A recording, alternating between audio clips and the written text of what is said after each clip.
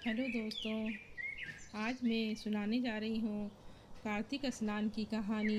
बोलो कृष्ण भगवान की जय, बोलो विष्णु भगवान की जय। एक गांव में एक गरीब बुढ़िया रहती थी। उसका अपना कोई सगा नहीं था। वो दिन रात कान्हा जी की भक्ति में लीन रहा करती थी और रोज़ रोज़ सुबह गंगा स्नान करने जाती थी।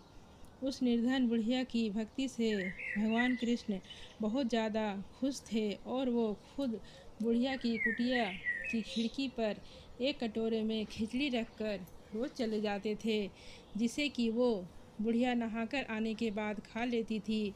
बरसों तक ये सिलसिला चलता रहा, लेकिन उसकी पड़ोसन को इस बात की काफ़ी जलन थी।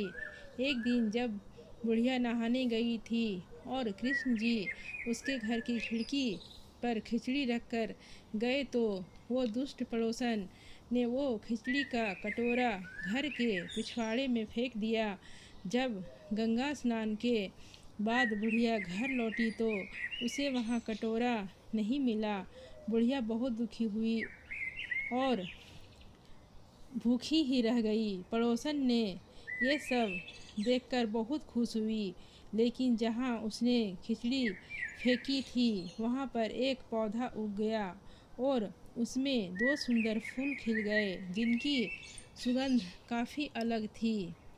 एक बार राजा उधर से गुजरे तो उन्हें वो सुगंध काफ़ी अच्छी लगी।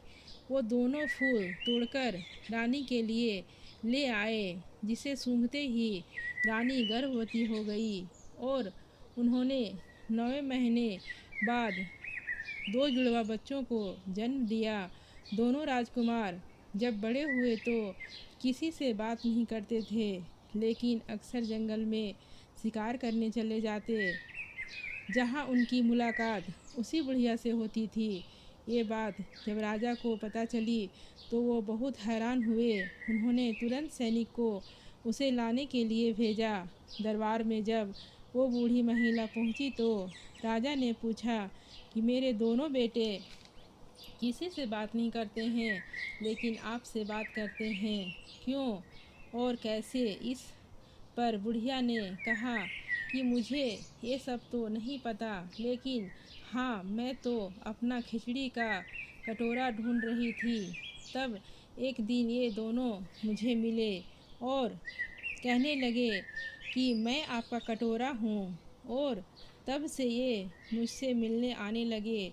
राजा को यह सब सुनकर काफ़ी हैरानी हुई, लेकिन उसने बुढ़िया को प्रणाम किया और उन्हें राजा दरबार में विशेष अतिथि बनाकर हमेशा के लिए रख लिया।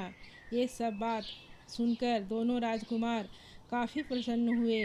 उन्होंने तुरंत राजा को प्रणाम किया और दोनों ने बोलना प्रारंभ कर दिया। संयोग से ये सब कार्तिक मास में हुआ था। तब से ही कार्तिक मास में पवित्र नदियों में स्नान करने और घरों में इस दिन खिचड़ी बनाने का रिवाज बन गया। बोलो कृष्ण भगवान की जय, बोलो विष्णु भगवान की जय।